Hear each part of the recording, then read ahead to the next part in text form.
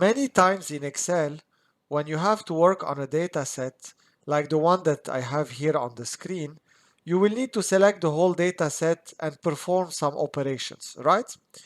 So usually what you will do is Control Shift, then you go arrow on the right and then arrow down. The problem is when you have an empty row like this one, it will not allow you to select all your data. So what would you do? You would start using the arrow down until you reach the bottom of your data. And this could be annoying when you are doing this.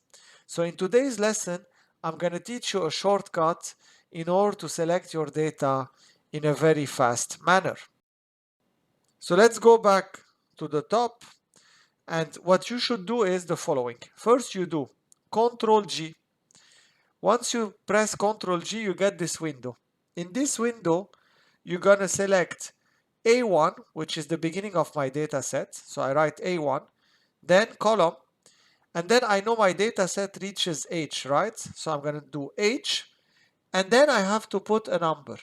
This number should be a number bigger than the last row of my data. So for example, in this data set, it was around 250 where I had my last data point.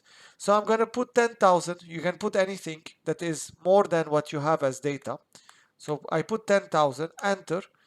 What happened now is my data got selected from A1 to H 10,000. Then what will I do? I'll do Control Shift arrow up, and here you go, my data set is selected. So I hope you like this Excel trick, this shortcut. If you did, please a like on this video and don't forget to subscribe to the channel.